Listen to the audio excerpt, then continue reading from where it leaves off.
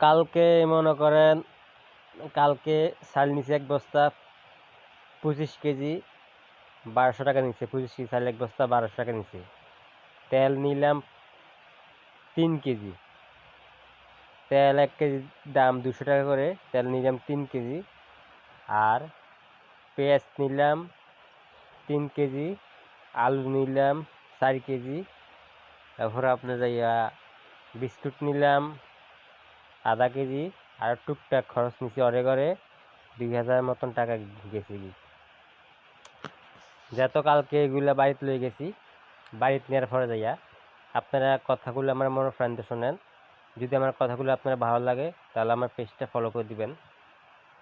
আসলে ভাই আমি সঠিক কথা বলি, একটাও মিথ্যা কথা বলি না। আমার জীবনে যা ঘটতেছে তা বলতেছি, আপনাদেরকে শেয়ার করতেছি। তো যেহেতু বাজার খরচ করেছি কালকে আনলাম, আনার পরে যাইয়া বাড়ির মধ্যে ঢুকছি, ঢুকে বলতেছে এরা বলে 1200-1300 বাজার। ভাই আপনার এখন এখানে 1200-1300 বাজার, চাল এক বস্তা 25 কেজি, আলু হলো 25 টাকা কেজি, পেঁয়াজ হলো 30 টাকা কেজি, তেল হলো 200 টাকা কেজি। তাহলে আমার এখানে খরচ আছে 2000 উপরে, আর আমার এখন বলে 2000 টাকা বাজার হইতো না।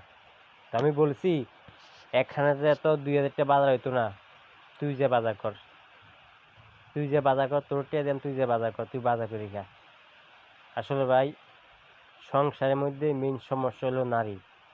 নারীর কারণে সংসারটা আমার লিলিমুল হয়ে যায়। নারী খারি মনে করেন যেতে খাবাই, যেতে আনি, কিন্তু এই নারীর মন কখনো রাখতে পারবেন না। কোনো পুরুষ জাতীয় মানুষ, মহিলা বেড়ে জাতীয় মানুষ নারীর মন রাখতে পারবো না। যেতে খাবান, যেতে আপনি বালাবুয়া খাবান, গোস্ত খাবান, মাছ খাবান, মুরগি খাবান, ফল খাবান, আপেল খাবান, যে কোনো কিছু খাবান, কিন্তু নারীর মন ভাই কখনো রাখতে পারবেন না।